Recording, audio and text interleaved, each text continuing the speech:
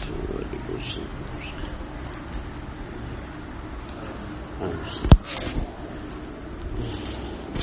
اللہ الرحمن الرحیم نحمده ونصلی ونسلم علی رسوله الکریم اما بعد. ہمارا یہاں پر جو سلسلہ ہے درس قرآن کا،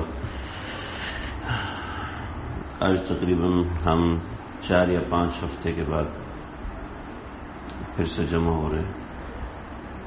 درمیان میں کبھی کسی کی طبیعت خراب، کبھی یہاں کا عذر، کبھی میرا عذر، تو یہ انقطاع ہوا. اللہ تعالیٰ معاف فرمائے. عوارضات بشریہ ہیں، کسی کے ساتھ بلاحق ہو جاتے ہیں. میں نے جو ہمارا اگلا قدم ہے وہ سورہ کہف کے بارے میں. انشاءاللہ ہم سورہ کہف، جو ہمارا ایک ترتیب چل رہی تھی وہ قرآن کے واقعات کی تھی. آج میں اس ترتیب کو انشاءاللہ ایک واقعہ اس کے حوالے سے ذکر کروں گا تاکہ ہماری وہ ترتیب جاری رہے، کہ قرآن مجید سے ہماری دلچسپی ہو، یعنی کم از کم ایسا ہو کہ ہمارا قرآن مجید سمجھنے کا دل چاہے. وقال الرسول، پیغمبر علیہ الصلوۃ والسلام قیامت کے دن شکوہ کریں گے، اے اللہ میری قوم نے قرآن مجید کو نظر انداز کر دیا تھا. اگرچہ اس نظر انداز سے مراد ایمان نہ لے کر آنا ہے. یا ربی ان قوم اتخذوا هذا القرآن مہجورا، میری اس قوم نے قرآن کو نظر انداز کر دیا تھا. سورۃ الفرقان، اس کی تفصیل میں نے اپنے سورۃ الفرقان کے درس میں بڑی تفصیل سے بیان کی ہے.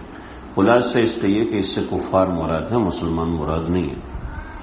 لیکن ایک مرادی معنی ہوتا ہے. قرآن مجید کے 2 معنی ہوتے ہیں، عام طور پہ 2 معنی ہوتے ہیں. ویسے تو کئی معنی ہوتے ہیں، لیکن جو مفہوم ہوتے ہیں، مفہوم سمجھتے ہیں؟ مفہوم یعنی بات کرتے وقت میں اس وقت بات کر رہا ہوں تو ایک تو میں اس لیے بات کر رہا ہوں کہ آپ لوگ مجھے پہچان جائیں، دوسرا اس لیے بات کروں کہ آپ لوگ مجھے چندہ دیں. چندے کا میں ذکر نہیں کر رہا، لیکن مارکیٹنگ میں اسی کی کر رہا ہوں. ٹھیک ہے، تو بات کرنے میں 2 مفہوم عام طور پہ ہوتے ہیں، سمجھ لیں. قرآن مجید جب بات کرتا ہے تو بیک سینیریو پہ بھی بات کرتا ہے اور فیوچر پہ بھی بات کرتا ہے. یعنی جو ہو رہا ہے اس کو بھی مخاطب لیتا ہے اور آگے آنے والی نسلوں کو بھی قرآن مجید مخاطب کر رہا ہوتا ہے. دیکھو تمہیں بھی بتا رہا ہوں. تو جو بیک سینیریو ہے، یعنی اس وقت کی بات ہوتی، عام طور پہ وہ مراد ہوتی ہے. یہاں پر مراد کفار ہیں جنہوں نے قرآن کو نظر انداز کیا. اللہ کے نبی ان کی شکایت لگائیں گے. جس کی شکایت اللہ کے نبی لگائیں وہ بچے گا، سوال ہی پیدا نہیں. لیکن اس کے اندر ایک دوسرا معنی بھی مفہوم ہوتا ہے. میں مفہوم کے لفظ کو واضح کر رہا تھا. دوسرا معنی بھی سمجھ میں آتا ہے کہ اگر اس سے صرف ہم ترجمہ دیکھیں کہ میری قوم نے قرآن کو نظر انداز کر دیا ہے.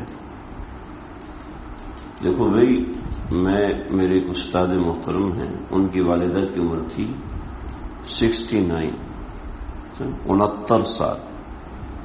69 ہی ہوتا ہے نا، 69 69 ہی ہوتا ہے، 69 ہوتا ہے. آپ کو تو نہیں پتا ہوگا، آپ کو پتا ہوگا. تو 69 برس ان کی عمر. تو ان کے بیٹے نے کہا کہ امی آپ بھی قرآن یاد کر سکتی ہیں. تو پتر مجھے صبح کی بات شام کو یاد نہیں رہتی، تو قرآن یاد کرنے کا کہہ رہے مجھے. تمہیں بسم اللہ کرو، قرآن چیز ہی ایسی ہے. ایک بہت بڑے ڈاکٹر، انہوں نے کتاب لکھا القرآن شیء عجیب، عجائبات قرآنی. انہوں نے 379 عجائبات قرآنی اس میں نقل کیا، بڑے زبردست. تو اب یہ ہے کہ 69 برس عمر ہے. میں کیسے کروں؟ ہمیں بہت عجیب قرآن. آپ شروع کریں، اللہ مدد فرمائے. اب یقین کیجئے 4 برس میں ان کی والدہ محترمہ نے قرآن مجید حفظ کر لیا مکمل. 4 برس میں. سمجھ رہے؟ ہمارے ایک محلے کے، یہیں کے محلے کے ساتھی ہیں، آپ بھی جانتے ہیں ان کو، آپ بھی جانتے ہیں، پنجاب کے سفر میں تھے تو کسی نے ہاتھ دیا تو گاڑی روک لی کہ بھئی مجھے وہاں تک پہنچا دو. اس نے کہا چلو پہنچاتا ہوں. بیٹھا گاڑی، اس نے پستول نکال کے کن پٹی پہ رکھ دی، گاڑی سے اتر جو ورنہ بھی گولی چلا دو. اس کا ہاتھ کانپ رہا تھا، پستول چلانے جس نے رکھی تھی اس کا ہاتھ کانپ رہا تھا. کسی انسان کی کن پٹی پہ گن رکھنا آسان نہیں ہوتا. یہ جو کامتے نہیں وہ تو بہت ایسے ماہر ہوتے ہیں، اللہ حفاظت فرمائے. میرے ساتھ درجہ رابعہ تک ایک ہمارے ساتھی نے پڑھا اور پھر اپنے والد کی غلط رویے کی وجہ سے وہ بہک گیا. بہکنے کے بعد اس نے کسی غلط تنظیم کو جوائن کر لیا اور پھر وہ مجھے فون کرتا کہتے تیری بہت یاد آتی ہے، میں ایسی دنیا میں پھنس چکا ہوں کہ واپس نہیں آ سکتا. اور اس نے جو واقعات سنائے تھے روح کانپ جائے، جو وہ کرتا تھا اور جو ان کے سامنے ہوتے تھے کہ روح کانپ جائے. پھر اس کے ساتھ بھی وہی ہوا. ہمارے ایک ساتھی ہیں، بہت ماشاءاللہ بڑے واعظ اور مقرر ہیں، لاہور میں آج کل ہوتے ہیں، کشمیر کے رہنے والے، ان کے چھوٹے بھائی تھے میرے، ہم جماعت تھے. تو اس نے کن پٹی پہ پستول رکھی، اس کا ہاتھ کانپ رہا تھا. یہ جلدی سے اتر گئے، وہ گاڑی لے کے گیا. کہنے لگے کہ میں نے کہا کہ اگر 1 سیکنڈ میں گولی چل جاتی تو میرے پاس اللہ کو دکھانے کے لیے کیا تھا؟ کچھ بھی نہیں. انہوں نے کہا میرے پاس کچھ تو ہو. چنانچہ قرآن مجید حفظ کرنا شروع کیا. 5 سال میں حفظ کر لیا. 10-12 سال ہو گئے تراویح سنا رہے ہیں. ہم electrical engineer, multi national company میں بڑے عہدے پر، قرآن مجید حفظ. تو قرآن سے ایک تعلق، میں یہ شروع کرنے کو قرآن سے ایک تعلق ہے، کم از کم شوق اور ایک رغبت ہو. میں گاؤں گیا اور رمضان کے دن تھے. تو رمضان میں کتنا بھی برا انسان ہو، کتنا بھی گنہگار آدمی ہو، نماز بھی نہ پڑھتا ہو، شراب بھی پیتا ہو، تو وہ بھی نا دین کی بات سننا چاہتا ہے. عام طور پہ یہ ہوتا ہے. آج کل تو وہ اپنا سوشل میڈیا سے اپنی تسکین بجا کے سمجھ لیتے کہ ہم نے سمجھ لیا. حالانکہ وہ صحبت کے ساتھ جو اثر ہوتا ہے وہ میڈیا سے ویسے اثر ہو نہیں سکتا. کسی سافٹ ویئر اور ویب سائٹ کے ذریعے سے وہ اثر ہو نہیں سکتا جو صحبت میں بیٹھنے سے ہوتا ہے. جو آن لائن سننے میں وہ اثر نہیں ہو سکتا. جو صحبت، ہاں جو مجبور ہے وہ ایک الگ ہے. اللہ تعالیٰ امید ہے خیر کا معاملہ فرمائیں گے، لیکن جو نص قطعی سے ثابت ہے تو وہ صحبت سے چیز جو اثر ہوتی ہے وہ ایسے اثر نہیں ہو سکتا. ایک آدمی چل کے آئے اور پوری انٹینشلی آ کے بیٹھے، اور ایک آدمی نے موبائل پاس رکھے اور بیٹھا لیٹ کے سن رہا ہے، دونوں میں بہت بڑا فرق ہے. اللہ طلب کے اوپر معاملہ فرماتے ہیں، بغیر طلب والے کے ساتھ معاملہ اور ہوتا ہے. جو طلب کے ساتھ طلب دکھاتے ہیں ان کے ساتھ معاملہ اور. اللہ کی قسم کوئی شیخ کسی کو کچھ نہیں دے سکتا. قسم باللہ، اللہ کی قسم مشائخ کچھ نہیں دے سکتے. جب تک بندے کی اپنی طلب نہ ہو شیخ کچھ نہیں سکھا سکتا، شیخ کچھ نہیں سن. ارے پیغمبر ایمان نہیں دے سکے تو شیخ کیا بیچتا ہے؟ سمجھ رہے جی؟ تو جب تک انسان کی، اور جب انسان صحبت میں آ کے بیٹھتا ہے پتہ چلتا ہے کہ اس شخص نے محنت کی. مجھے جماعت میں جانے سے کیوں فرق پڑتا ہے؟ جماعت میں جانے سے مزاج میں فرق آتا ہے. وجہ اس کی یہ ہے کہ آپ نے اس کو اہمیت دی ہے، آپ سب کچھ چھوڑ کر اس کے لیے نکلے ہیں، پھر وہ چیز حاصل ہوتی ہے. جب تک قربانی نہیں دیں گے کچھ حاصل ہونے والا نہیں. تو میں گاؤں میں تھا، اور گاؤں میں تو میں نے کہا یار ہم بیٹھتے ہیں اور میں آپ کو نا سناتا ہوں. کہتے یار قرآن مجید میں ویسے ہے کیا؟ ہم تو پڑھنا ہم نے سیکھ لیا، اس سے قرآن مجید میں ہے کیا؟ میں نے اس کو کہا یار بات یہ ہے، میرا بڑا بے تکلف، میرا کزن بھی ہے، بے تکلفی بھی ہے، بہت اچھے مزاج کے ساتھی ہیں. تو میں نے کہا یار بہت کچھ ہے قرآن مجید میں. یہ جملہ تو آپ نے سب سے سنا ہوگا، لیکن میں آپ کو 12-13 موٹی موٹی چیزیں بتاتا ہوں. قرآن مجید کے اندر توحید ہے، رسالت ہے، آخرت ہے.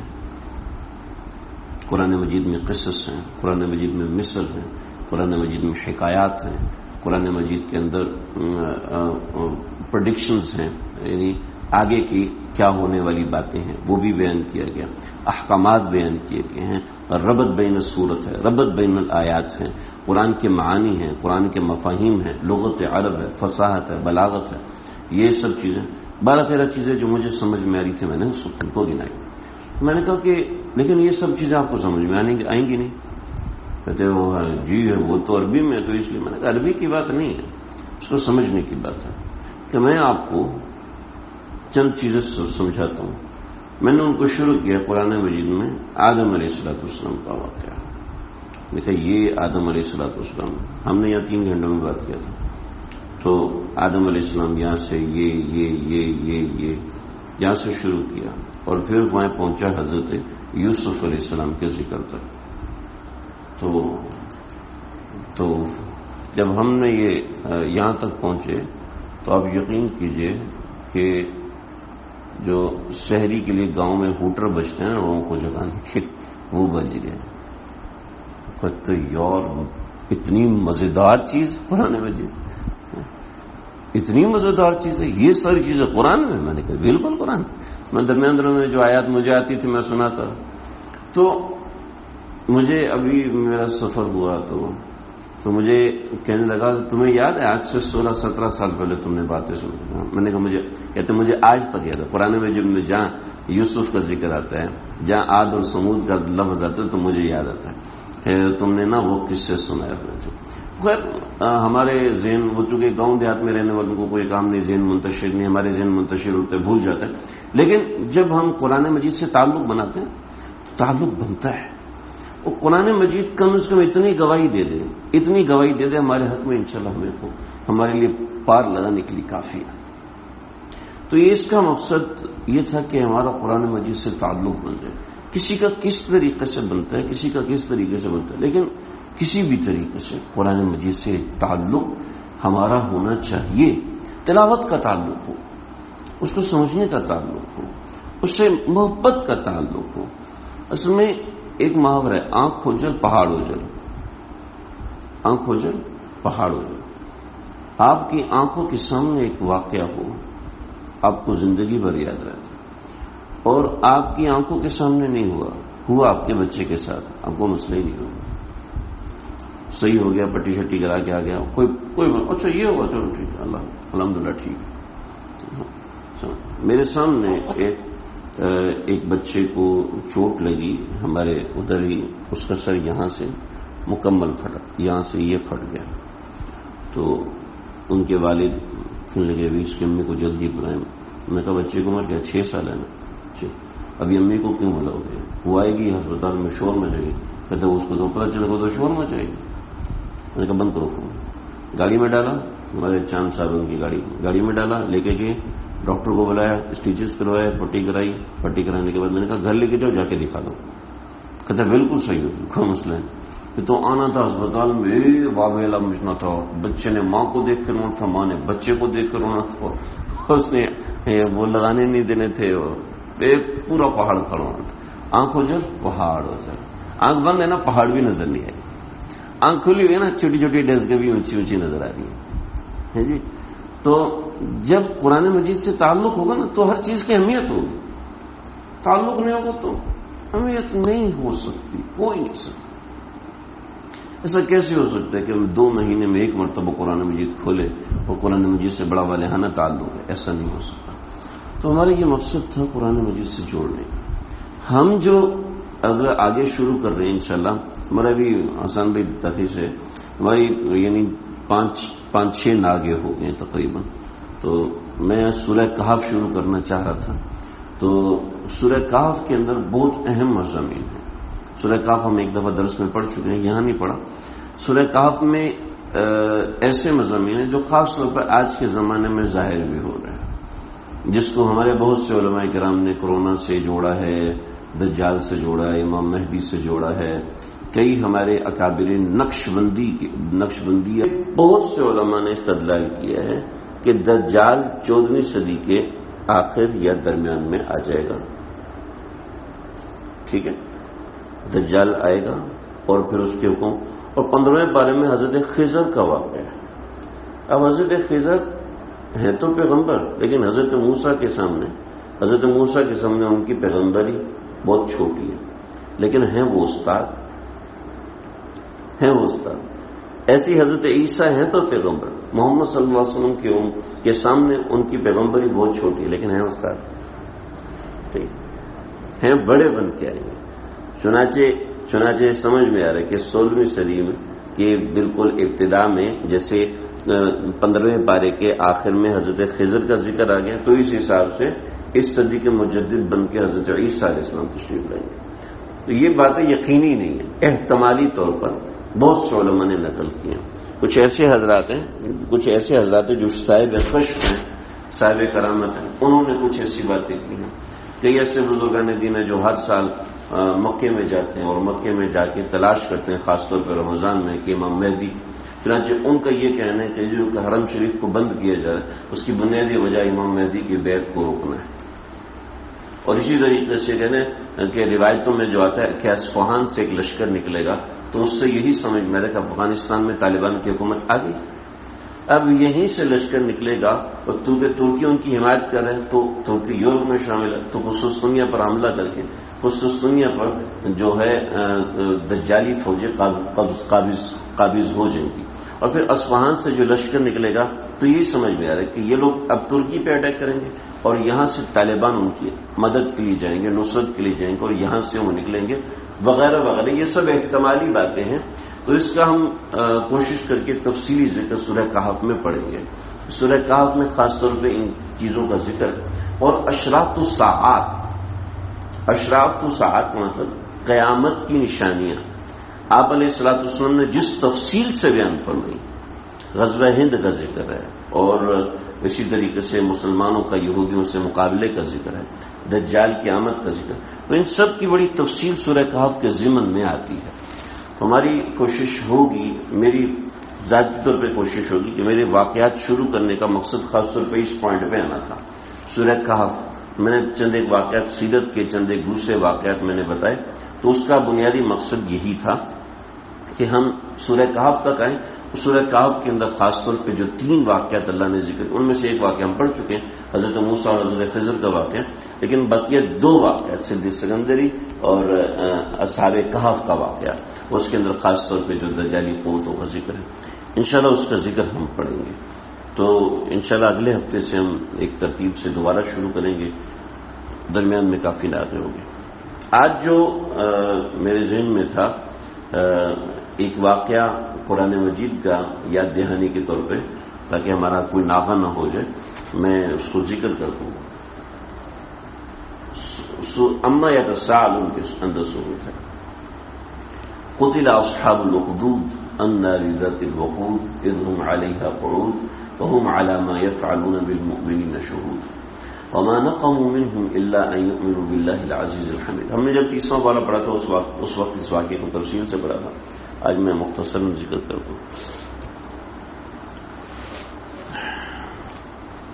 ایک بادشاہ تھا اپنے زمانے کے اندر، اس نے اپنی جو سلطنت کو قابو کیا ہوا تھا جادو کے زور پہ کیا ہوا تھا.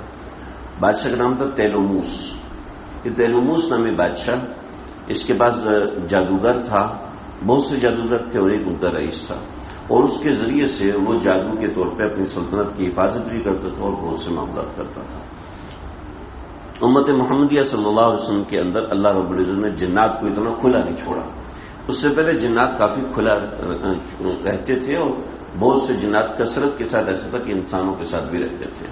ہمارے دارالعلوم کراچی کا واقعہ ہے کہ سب طلبہ جو تھے وہ فارم ہاؤس گئے تو رات کو آئے تو سب تھکے ہوئے تھے. تو دارالعلوم کراچی میں جو ہاسٹل ہے نا، وہ ایک کمرے میں 5 چارپائیاں لگی ہوتی ہیں، جو عام طلبہ کے رہنے کے لیے ہوٹل ہے. خاص طلبہ جو کرائے پہ کمرہ لیتے ہیں تو ان کے لیے 2 بیڈ والا، 1 بیڈ والا، یعنی 1 چارپائی 2 چارپائی والا. تو وہ تو سب تھکے ہوئے، کہتے یا تو لائٹ بند کر دے، کہتے یا تو لائٹ بند کر دے. تو سب گرے ہوئے. تو ایک جو طالب علم سب سے کونے میں تھا نا، اس نے ہاتھ بڑھایا اور ہاتھ بڑا لمبا ہوتا ہوتا ہوتا ہوتا بٹن تک گیا. اب سارے باہر چلے گئے، سب اٹھ کے بھاگے. پتہ چلا کہ وہ جن تھا. تو لیکن اس زمانے میں جنات بہت کثرت سے رہتے تھے. ابھی ہم نہیں کہیں گے کہ سہیل بھائی جن ہے، ٹھیک ہے، آسان بھائی اٹھ کے بھاگ جائے کہ یہ کیا طریقہ ہے. تو اس زمانے میں جنات بھی کثرت سے ہوتے تھے. تو حضرت سلیمان علیہ السلام کو اللہ نے جنات پہ بادشاہ دی تھی. جنات بھی ایمان لے کر آتے تھے. وہ جنات کا آج کے زمانے میں بھی وجود ہے، اور کیونکہ اللہ نے قرآن من الجنۃ والناس کہ میں جنات کے شر سے بنا مانگتا ہوں، انسان کے شر سے بنا مانگتا ہوں. جنات تو موجود ہے. تو جب نا ہم بیت الخلاء میں جاتے ہیں تو کیا دعا پڑھتے ہیں؟ کیا دعا پڑھتے ہیں؟ میں نے ایک مجلس میں کیا دعا پڑھتے ہیں؟ الحمدللہ الذی اعطانا وسقانا وجعلنا مسلمین. خیال سے رہا، خیال سے. ایک جگہ میں یہ دعا پڑھی تو میں کہا اس کا ترجمہ کروں. کہتا بس اتنا تو پتہ ہے اللہ تیرا شکر ہے، اس کے بعد کا ترجمہ نہیں ہے. میں کہا الحمدللہ کا مطلب اللہ تیرا شکر ہے نہیں ہوتا. شکر کے تو موقع پہ پڑھتے ہیں، لیکن اس کا یہ ترجمہ نہیں ہوتا اللہ تیرا شکر ہے. اس کا ترجمہ تمام تعریفیں اللہ کی ذات کے لیے. یعنی آپ نے جو ہمیں خوشی دی تو یہ خوشی میں فلاں بندے کے ذریعے سے خوشی ملی، یہ نہیں کہو. یہ مطلب نہیں. مطلب یہ کہ خوشی فلاں بندے کے ذریعے سے ملی، لیکن شکر اللہ کا ہے. یہ تعریف اللہ تعالیٰ کی ہے، اس وجہ سے ہم اسی کا شکر ادا کرتے ہیں. تو کہتے اتنا تو پتہ ہے کہ اللہ تیرا شکر ہے، اس کے بعد آپ خود ہی کر لو. تو کیا ہے؟ اللہم انی اعوذ بک من الخبث والخبائث. خبث کیا ہے؟ خبث کیا ہے؟ خبث والخبائث. خبث مذکر شیطان، خبائث مؤنث شیطان. ٹھیک. تو اس کا مطلب ہے کہ مذکر شیطان بھی ہوتے ہیں، مؤنث شیطان بھی ہوتے ہیں، اور ان کی آگے نسلیں بھی بڑھتی ہیں. ہمارے اکابرین میں ایک بہت زبردست بزرگ گزرے اور بڑی علمی مقام تھا ان کا. تو اگرچہ عام حالات میں ان چیزوں پہ فتویٰ نہیں دیا جاتا، لیکن ان کا مسئلہ خاص تھا. ان کو کہتے ہیں ابن جنی. ابن جنی کہ ان کی والدہ ایک جنی تھی. تو بہت باتیں بھی مشہور ہیں، حالانکہ حقیقت ایسا نہیں ہے. ان کی والدہ جنی تھی، لیکن ان کی والدہ جن سے کم بھی نہیں تھی. لیکن بہرحال تو متاع وقت کاروان علم میں ان کے پورے واقعات لکھے ہوئے ہیں، آپ اس کو پڑھ سکتے ہیں. بڑی زبردست شخصیت سے. ایسے ہمارے بزرگوں میں سے گزرے ہیں، وہ گھر میں بیٹھے نا گردان پڑھ رہے تھے، فاعلات فاعلات فواعل فاعلات فاعلات فاعل. تو اس طریقے سے مختلف قسم کے اشعار کے سیغے وہ پڑھ رہے تھے. تو ان کے بیٹے نے دیکھا. اب جب کثرت سے آپ یہ سیکھیں 16 قسم کے سیکھیں، 16 قسم کی گردانیں. ایک تو نا ضرب یضرب ضرب وزاری مضرب یضرب ضرب فضا کا مضروب. یہ تو چلو حسان بھائی کو سمجھ میں آ رہی ہوگی. اگر میں پوری صرف صغیر پڑھوں تو تھوڑی دیر میں آپ کہیں گے یہ کر کیا رہا ہے، اس بندے کا دماغ خراب ہو گیا، یہ کر کیا رہا ہے. تو ان کا بچہ جلدی سے گھر سے دروازہ بجایا، ہم سے ابا پاگل ہو گئے، ابا پاگل ہو گئے. ان کو ایک مرتبہ، یہ میں کسی اور کا واقعہ سن رہا ہوں، ان کو ایک مرتبہ ان کے علاقے میں حکیم جو اپنے نسخے چھپاتے تھے، تو حکیم کے پاس حکیم فوت ہو گیا.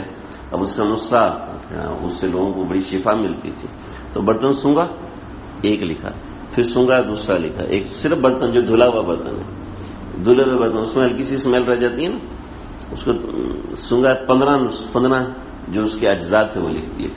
15 اجزاء لکھنے کے بعد کہا یہ لے جو اس سے ملا کے بناؤ. ملا کے بنایا، لوگوں کو شفا ہونا شروع. کچھ عرصے بعد ان کے سامان سے نسخہ ملا تو اس میں 16 اجزاء تھے.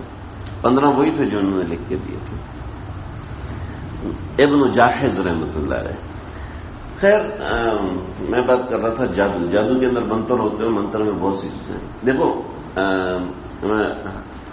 کسی کو کہنا نہیں چاہیے، لیکن اگر آپ کو کوئی کہتا ہے تم ایسے ایک گالی دے کے کہتا ہے، پھر دوسری دفعہ دیتا ہے، پھر تیسری مرتبہ دیتا ہے، پھر چوتھی مرتبہ، آپ کتنے بھی تبلیغ کے چلے لگائیں آپ کو غصہ آ ہی جائے گا. تمہیں سمجھ کیا رکھا ہے نا جی؟ کیا مطلب ہے؟ الفاظ میں اثر ہوتا ہے. ٹھیک ہے جی. تو ایسے منتر کے اندر وہ چنیدہ الفاظ ہوتے ہیں جن کا اثر ہوتا ہے. چنانچہ اس نے کہا میں منتر سکھاتا ہوں تو اپنا جو سب سے ذہین لڑکا ہے اس کو لے کے آؤ. مقابلے میں ایک بچہ جیتا, اس بچے کو بلایا, اس بچے کو جادو سکھانا شروع کیا. جادو سکھانا شروع کیا, کرتے کرتے کرتے پھر وہ جادوگر کے گھر جاتا تھا. تو جادوگر کے گھر جس راستے سے جاتا تھا وہاں پر ایک راہب بیٹھا ہوتا تھا, اور وہ اس زمانے میں جو انجیل تھی اس کی تلاوت کر رہا ہوتا تھا. تو یہ وہاں بیٹھ جاتا, اس کو بڑا اچھا لگتا, اللہ کی کتاب, اللہ کے الفاظ کیوں نہیں اچھے لگیں گے. تو وہاں بیٹھ کے سنتا, تو آہستہ آہستہ اس کے دل میں اسلام گھر کر گیا. جادو ایک گندی چیز ہے, اسلام ایک چمکدار چیز ہے. جتنا بھی بڑا جن ہے, جو جنات کے ماہرین ہوتے ہیں نا, وہ کہتے ہیں جی آپ کا کام کبھی بھی نہیں ہو سکتا جب تک آپ میرے سے علاج نہیں کرواؤ گے. ٹھیک ہے, انہی جنات کا کام کرنے والوں سے پوچھو جنات کا سب سے بڑا علم کون سا ہوتا ہے؟ جی کالا جادو. کالا جادو. کالا جادو کیوں کہتے ہیں؟ اس لیے کہ اس کی تاثیر سیاہ ہوتی ہے, اس کی تاثیر سیاہ ہوتی ہے, اور قرآن کی تاثیر سفید ہے. ٹھیک, اندھیرا کتنا بھی زیادہ ہو, کتنا بھی اندھیرا زیادہ ہو, اگر ایک چراغ جلا دیا جائے تو وہ روشنی ضرور کرے گا. ٹھیک, قرآن مجید بہت بڑی چیز ہے, لیکن کم سے کم ایک چراغ تو ہم سمجھیں اس کو, ہم اپنا یقین رکھیں, عقیدہ مضبوط رکھیں, تو یہ کچھ بھی نہیں. یہ جادو انسان کے سامنے نہیں ٹک سکتا. بہرحال اللہ حفاظت فرمائے, اللہ کسی پر آزمائش نہ ڈالے. لیکن بہرحال جادو ایک اپنی حقیقت ہے, اس کے ماہر فن ہوتے ہیں, وہ سمجھ سکتے ہیں, وہ سمجھ کے علاج کرا دیتے ہیں. ورنہ اصل علاج تو قرآن ہے, اصل علاج اس کا قرآنی الفاظ ہے. بقیہ وہ اگر ہندوانہ طریقے سے کوئی علاج کرتے وہ بھی ہو جاتے ہیں. ٹھیک ہے جی, دیکھو آپ کو کھانسی لگی ہے, اللہ سب کو صحت ہے. اگر کھانسی لگی ہے, ایلوپیتھک کے ذریعے سے علاج اور ہے, ہومیوپیتھک کے ذریعے سے علاج اور ہے, اور حکیمی دوائی کے ذریعے سے علاج اور ہے. سب کا علاج مختلف ہے. جو قرآن جو علاج کرتا ہے وہ اور ہے, نورانی علاج اور ہوتے ہیں, روحانی علاج اور یہ سفلی علاج اور ہوتے ہیں. ٹھیک, اب سفلی علاج والے کہتے ہیں جی نورانی علاج بالکل صحیح نہیں, اس سے کسی کو فرق نہیں پڑتا, اور نورانی علاج والے کہتے ہیں جی سفلی علاج بالکل صحیح نہیں. بہرحال یہ تو اور چیزیں. روحانی علاج والے ظاہری بات ہے, نورانی علاج والے آج کے زمانے میں بہت کم ایماندار ملتے ہیں, اور سفلی علاج والے بھی آج کے زمانے میں بہت کم ایسے ملتے ہیں. لیکن بہرحال اس میں شفا ہے, نص سے ثابت ہے, صحابہ کرام کی روایت سے ثابت ہے. کسی نے پوچھا کہ بھئی یہاں کوئی سانپ کے ڈسے کا دم کرنے والا ہے؟ کہ جی میں کرتا ہوں. غالباً حضرت جابر انہوں نے دم کیا تو ان کا زہر جو ہے وہ باہر نکلنا شروع ہو. تو آخر کوئی تاثیر تھی, کوئی ایسی تاثیر تھی. بہرحال ہم اس فیلڈ میں ماہر نہیں ہیں, نہ ہم اس کے اوپر زیادہ بات کر سکتے ہیں کیونکہ ہم ماہر نہیں ہیں, تو ہمیں بات کرنا مناسب نہیں. لیکن بہرحال حضرت عبداللہ بن تامر ان کے پاس جاتے وہ سفلیات سیکھتے, اور یہاں سے انجیل سیکھنا شروع کی. جب انجیل سیکھنا شروع کی تو اس نے پریشان ہو گئی, بھئی یہ کیا ہے, یا تو وہ صحیح ہے یہ صحیح ہے, دونوں میں سے کیا صحیح ہے. تو ایک مرتبہ ایسا ہوا کہ بہت بڑا کوئی جانور ان کے راستے میں آ کے کھڑا ہو گیا, اور سب لوگ گھبرائے کہ اب کیا کریں, یہ جانور تو کسی کو چھوڑے گا نہیں. تو انہوں نے ایک پتھر اٹھایا, اور پتھر اٹھاتے ہوئے کہا کہ اللہ جی اگر تو وہ صاحب انجیل ٹھیک ہے, اللہ آپ اس پتھر کے ذریعے سے اس کو مار دیں, اور اگر وہ جادوگر ٹھیک ہے تو اس کو نہیں مارنا. حسن بھائی اپنے آپ کو اس کی جگہ پہ رکھیں. آپ کے سامنے بہت بڑا اژدہا کھڑا ہے جو دیوار جتنا بڑا ہے. آپ یہ بھی تو کہہ سکتے ہیں اگر جادوگر صحیح ہے تو یہ مر جائے, ہیں جی, اگر جادوگر صحیح ہے تو یہ مر جائے, اگر راہب صحیح ہے تو یہ نہ مرے. آپ سمجھ رہے ہیں مینٹیلٹی یہ ہے کہ جادوگر صحیح ہے, ذہن یہ ہے. تبھی تو ایک محال چیز کے ایک پتھر سے اژدہا مرے گا. ایک محال چیز کے اوپر کہا کہ اگر راہب صحیح ہے تو یہ مر جائے. محال چیز کے اوپر اس کا نمبر رکھا, اور ایک ناممکن چیز کے اوپر اس کا نمبر رکھا. کیا ہے مینٹلٹی, کیا ہے سمجھ لیں کہ جادو اور سفلیات انسان کا ذہن بناتے ہیں, اور روحانیت انسان کا ذہن نہیں بناتی. ذہن انسان کو خود بنانا پڑتا ہے. آپ کو اپنے آپ کو مضبوط کرنا پڑتا ہے. اب جب اپنے آپ کو مضبوط کرتے ہیں پھر روحانیت بنتی ہے. سفلیات یہ آپ کا ذہن پہلے سے بنا دیتے ہیں. جب آپ کا ذہن بن جاتے ہیں آپ اندر سے کھوکھلے ہو جاتے ہیں. آپ کھوکھلے ہوں گے تو ان کا پیٹ بھریں گے. کرتے جائیں گے کھوکھلے آپ بھرتے جائیں گے پیٹ. وہ کرتے جائیں گے کھوکھلے آپ اور پیٹ بھرتے جائیں گے. وہ کہیں گے یہ ہو گیا تو پھر کیا ہوگا, یہ ہو گیا تو پھر کیا ہوگا, یہ ہوگا تو پھر کیا ہوگا, یہ ہو گیا. تو یقین سارا اس کے اوپر ہے, اندر سے خالی. اللہ ہم سب کی حفاظت فرمائے. جی کسی آزمائش سے ہم سب کو کسی آزمائش میں نہ ڈالے. چنانچہ اب وہ جانور مر گیا تو اب عقیدہ مضبوط ہو گیا. نہ بھائی یہ راہب بالکل صحیح ہے. چنانچہ دعا کرنا شروع کی, لوگوں کی آنکھیں ٹھیک ہونا شروع ہوئی, اور یوں کرتے کرتے کرتے کرتے بہت مشہور ہو.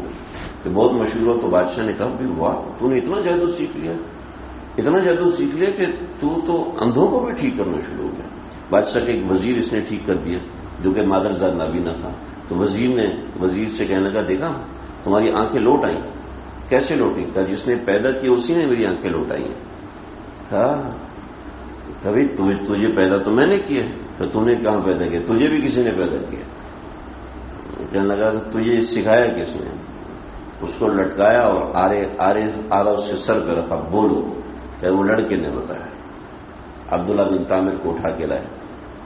عبداللہ بن تامر کو اٹھا کے نہیں, راہب نے بتایا. راہب کو اٹھا کے لائے. راہب کے سر پہ آرا رکھا. وہ راہب نے عبداللہ بن تامر کا بتایا, اور عبداللہ بن تامر کو پکڑ کے لائے. ان دونوں کو آرے سے چھیر دیا کہ ہمارا کام کرو, ہمارے ساتھ شامل ہو. تم جوان ہو, ہم تمہیں قتل نہیں کرنا چاہتے. یہ دونوں تو بوڑھے تھے, تم جوان ہو, زندگی گزارنی ہے تمہیں. کہنے لگے ایسے کیسے مار رہے ہو؟ مجھے سب کے سامنے مارو. تو ٹھیک ہے, اس کو لے کے جاؤ پہاڑ پہ, اور پہاڑ سے گرانا تاکہ سب لوگ دیکھیں. جب پہاڑ پہ پہنچے تو زلزلہ آیا, زمین نے اس کے پاؤں جکڑ لیے, بقیہ سب لڑک کے نیچے, اور یہ آرام سے واپس. کہ تجھے کس نے بچایا؟ کہ مجھے میرے اللہ نے بچایا. دوسری دفعہ کہ اس کو سمندر میں غرق کر دیا. سمندر میں غرق کرنے کے کشتی ڈوب گئی, واپس آ گئی. اب کہنے لگے بھائی کیا ہے تمہارے مطالبات کیا ہے؟ کہ میرا مطالبہ یہ ہے کہ سب لوگوں کو جمع کرو. سب لوگوں کو جمع کرنے کے بعد ایک تیر لو, اور تیر لے کے اعلان کرو بسم رب ھذا الغلام, میں اس غلام کے رب کے نام سے تیر چڑھنے لگا.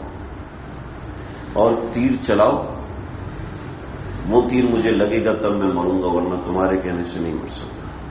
چنانچہ لوگوں کو جمع کیا. لوگوں کو جمع کرنے کے بعد یہ کہا بسم رب ھذا الغلام, اور نوجوان کے رخسار پہ تیر لگا, اور آر پار وہ وہیں گر کے انتقال ہو گیا, شہید ہو گئے.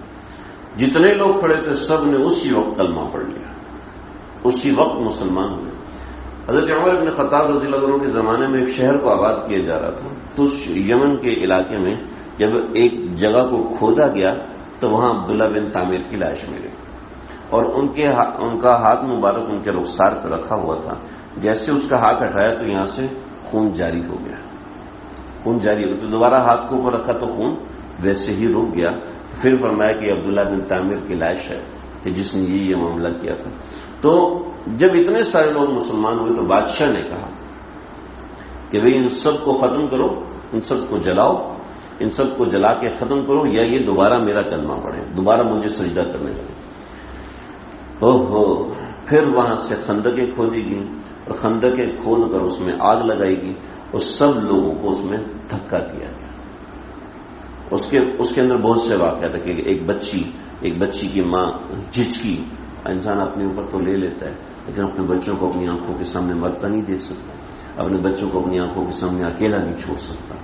چنانچہ ماں جھجکی تو بچی گویا ہوئی, بولی, چھوٹی بچی جو گود میں تھی کہ اماں آپ فکر نہ کریں, آپ آگ میں کودیں, دیکھیں اللہ تعالیٰ ہمارے ساتھ کیا کرتے ہیں. اور اللہ تعالیٰ نے اس کے سامنے جو غیب کا پردہ ہے اس کو کھول دیا, اور چھلانگ لگائی, اس نے بھی جان دے دی. 2-3 لوگ وہاں سے بھاگے. اسی پہ قرآن نازل ہو, قتل اصحاب الاخدود النار ذات الوقود اذ هم علیہا. قتل اصحاب, وہ خندق والے مارے گئے. النار ذات الوقود, ایک آگ بھڑکا کے, اذ هم علیہا قعود, اور وہ اس کے اوپر کھڑے ہوئے تھے اور سب کے اوپر ہنس رہے تھے, سب کا مذاق اڑا رہے تھے. اللہ اکبر. یہ یہاں سے 2-3 لوگ بھاگے, اور بھاگ کر یہ سارے کے سارے لوگ جمع ہوئے ہیں کیسر روم کے پاس. جب کیسر روم کے پاس جمع کے پاس بتایا کہ بھئی جو بادشاہ ہے تیلوموس جو بادشاہ ہے اس نے ہمارے ساتھ یہ ظلم کیا، تو آپ ہمارے لیے کوئی بندہ بھیجیں، اور جو بندہ بھیجے جو ہمارے اوپر ظلم کیا گیا اس کا بدلہ لے، ورنہ یہ تو بہت بڑا ظالم بادشاہ ہے. چنانچہ جو کیسر روم ہے اس نے 2 لشکر بھیجے، ایک ابرہہ اور دوسرا فریاد. ابرہہ اور فریاد یہ دونوں لشکر لے کر آئے اور ان دونوں نے یمن پر حملہ کیا اور یمن کے اوپر قبضہ. کسرا اس وقت سپر پاور سمجھی جاتی تھی، تو یمن کے اوپر قبضہ کیا. یمن کے اوپر قبضہ کرنے کے بعد اب ایک یمن ہے اور اس کے بادشاہ 2 ہیں، ابرہہ اور فریاد. تو ابرہہ نے کہا دیکھو یار یہ تو مناسب نہیں، یہ تو بالکل مناسب نہیں کہ ایک ملک اس میں 2 بادشاہ ہے، یا تو بادشاہ یا میں بادشاہ ہوں. تو ابرہہ تھا بیوقوف اور فریاد تھا بڑا سمجھدار. تو فریاد نے کہا ٹھیک ہے آ جاؤ.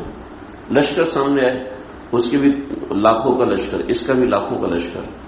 اب جب لشکر سامنے ہے تو فریاد نے کہا، ابرہہ تھا ڈرپوک اور بیوقوف بھی تھا، کہ دیکھو بھائی وہ لشکر اور پورا لشکر دونوں لڑائی کریں گے، لاکھوں لوگ مارے جائیں گے، میں اور تم اگر پھر بھی زندہ رہے تمہاری تو لڑائی ہوتی رہے گی. تو ایسا کہتے تم آگے آ جاؤ اور میں آ گیا، ہم دونوں آپس میں لڑائی کر لیتے ہیں. تو جو ہمیں جیت گیا وہ آگے. اب کیا ہے، اب دونوں کی لڑائی ہوئی. جب لڑائی ہوئی تو ابرہہ کی ناک وہاں کٹی، اس لیے اس کو ابرہہ اشرم کہتے ہیں. اشرم کہتے ہیں ناک کٹا ہوا. اس کی ناک کٹی، اس کی ناک کٹی تو نیچے گرا. تو اس کے غلام نے سمجھا کہ شاید اس کا پورا چہرے کا آگے والا حصہ کٹ گیا، کیونکہ خون ہو گیا. تو غلام نے پیچھے سے نیزہ مارا، فریاد کو لگا تو فریاد وہیں پہ گر کے مر گیا. ابرہہ اٹھ کے اس نے دیکھا کہ میرا دشمن تو ختم ہو چکا. جب دشمن ختم ہو گیا تب سب نے ابرہہ کو بادشاہ مان لیا.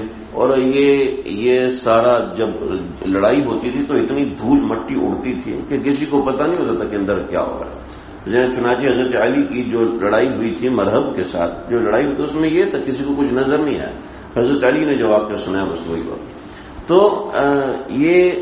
یہ سب ہوا.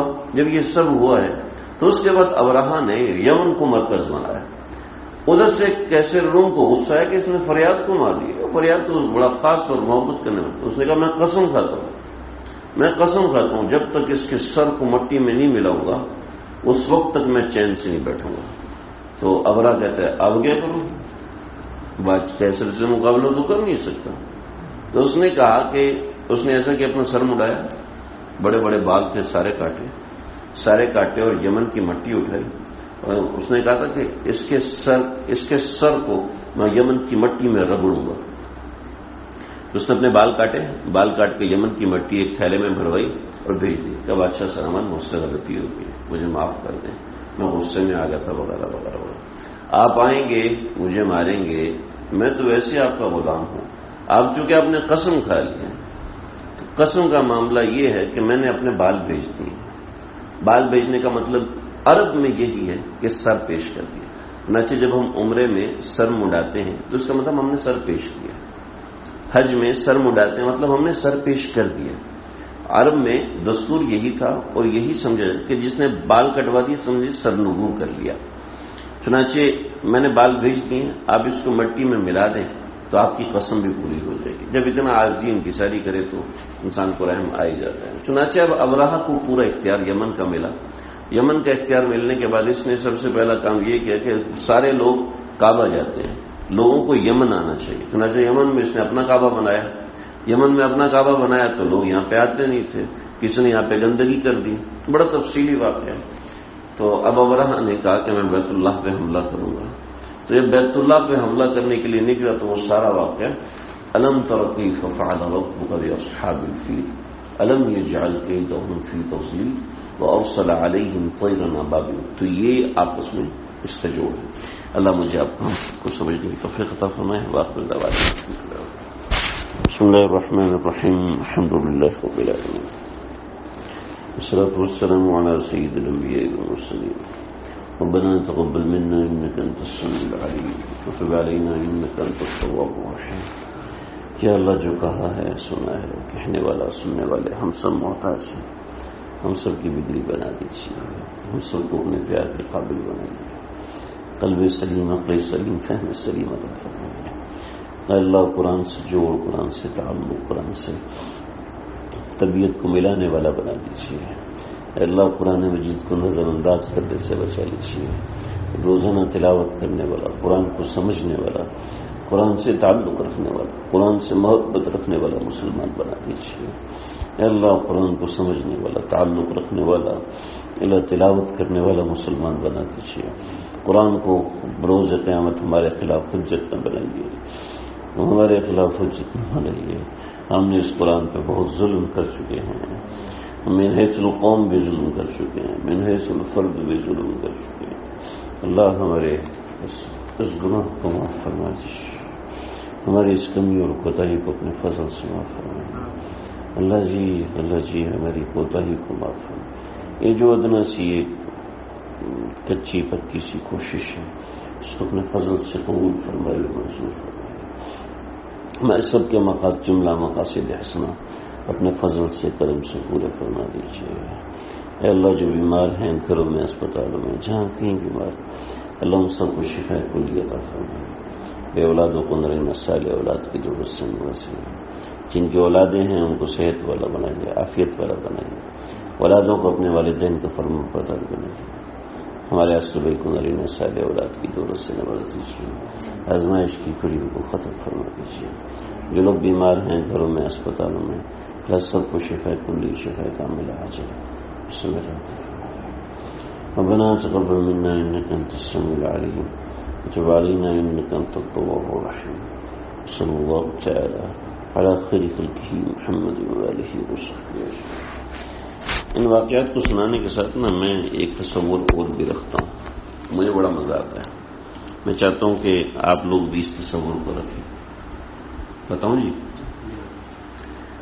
دل یہ چاہتا ہے کہ جب آپ صلی اللہ علیہ وسلم نے وہ واقعہ سنایا تھا صحابہ کرام کو، ہم وہ منظر دیکھیں، اپنی آنکھوں سے دیکھیں. وہ ممکن ہے کہ اللہ تعالیٰ ایمان پہ خاتمہ نصیب فرمائے تو جنت میں آپ صلی اللہ علیہ وسلم سے خود سنیں. یا رسول اللہ وہ واقعہ جو آپ نے سنایا تھا وہ خود سنائے. پھر آپ فرمائیں گے عبداللہ بن طامر کو بلائیں گے، آجو بچہ آؤ سناؤ کہ کیا ہوا تھا. جی حضرت موسیٰ کا یا رسول اللہ آپ ذرا سنیں جو آپ صحابہ کو بیٹھ کے سناتے تھے. حضرت موسیٰ آپ بولیں گے او موسیٰ آئیں ذرا سنائیں کہ آپ کے سامنے اللہ نے سمندر کو پھاڑا تو آپ نے کیسے پار کیا. تو اس تصور کو جمائیں، اس تصور سے ایک الگ لذت آتی ہے. وہ لذت کوئی سمجھ نہیں سکتا، سوچ بھی نہیں سکتا. السلام علیکم ورحمۃ اللہ وبرکاتہ.